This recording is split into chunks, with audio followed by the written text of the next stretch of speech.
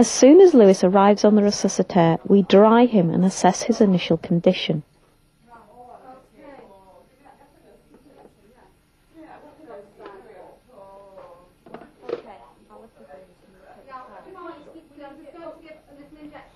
He is blue, floppy, poorly perfused, with almost no respiratory effort and a low heart rate.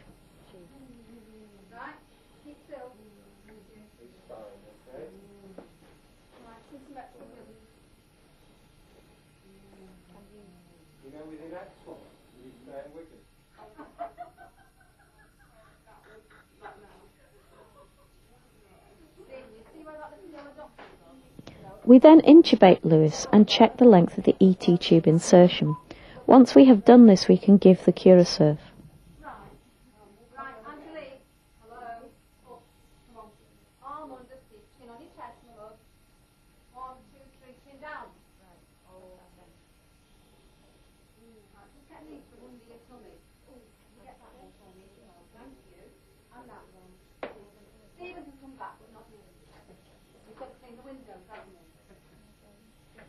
Again, we remember to push some air through to make sure that Lewis gets his full dose. We can then commence ventilation.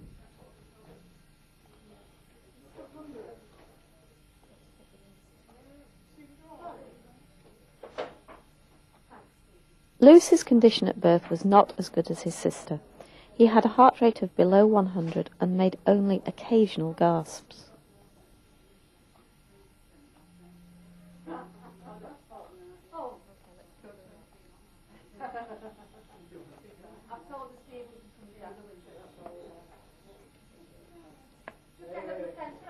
We managed to give the Curosurf at 1 minute 31 seconds of age. By 2 minutes of age, his heart rate had improved to well above 100, and he rapidly became pink.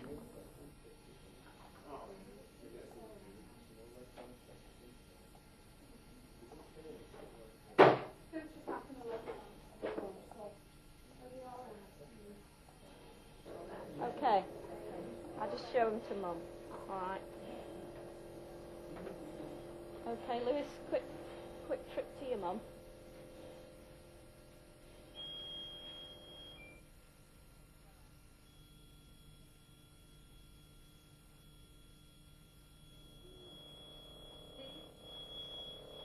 When Jasmine arrived on the unit, she was immediately extubated onto nasal CPAP, where she remained in air for 18 hours. She was never connected to a ventilator on the unit.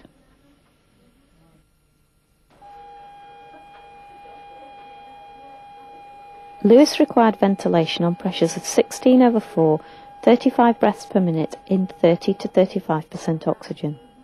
He had a further dose of Curosurf a few hours later and went immediately into air. As a result, he was extubated onto nasal CPAP. By 18 hours of age, Lewis had also come off his CPAP and remained in air.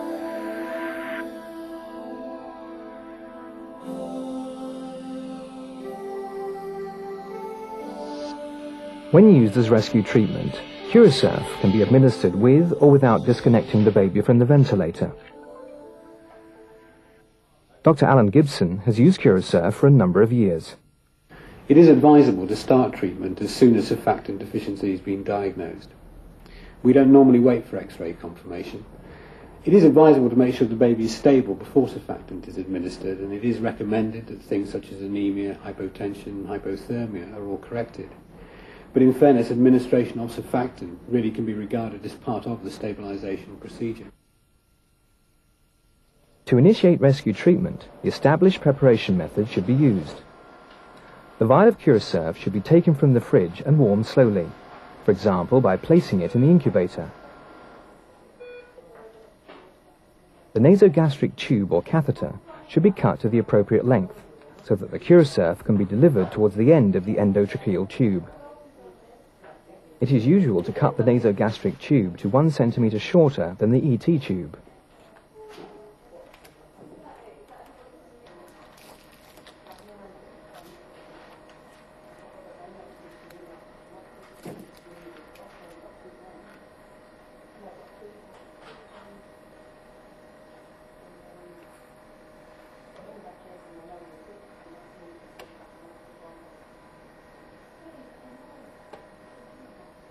The vial should be gently agitated to mix the suspension.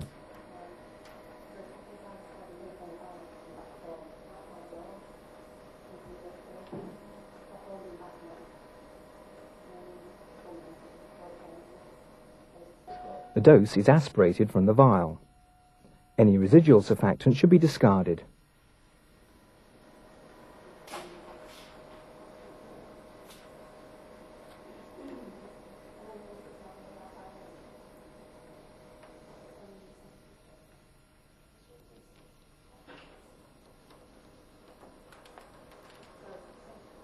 On our unit, we've used Curosurf for more than 4 years.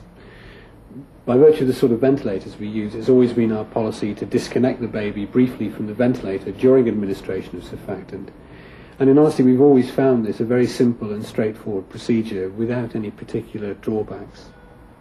The baby is momentarily disconnected from the ventilator so that a dose of Curosurf can be administered into the lower part of the trachea. And for this we make sure the baby is supine with the head in the midline. Once the dose has been administered, we reconnect the baby and normally put the baby back on the ventilator at the settings it was on prior to being given the dose of surfactant. It is possible, if you so wish, to gently handbag the baby after administration for a minute or so. But if that's the case, you must remember that the baby's lungs may have changed in response to the surfactant, and gentle handbagging is essential. After administration as rescue treatment, you may see a rapid improvement in compliance and gas exchange. With Curosurf, improvement is usually seen within 5 minutes. As a result, prompt adjustment of ventilator settings is required. The ventilator should be adjusted according to the clinical situation and the results of frequent blood gas examination, reducing the oxygen concentration, peak inspiratory pressure, and other ventilatory parameters where possible. It is advisable to monitor oxygen saturation along with the continuous transcutaneous PCO2 and PO2 to avoid hypocarbia and hyperoxia. There's no absolute requirement for a second or further doses of Curosurf, and we would decide to give it on the basis of the baby's clinical condition. If we do decide to give further doses, then they're administered in exactly the same manner as the first dose.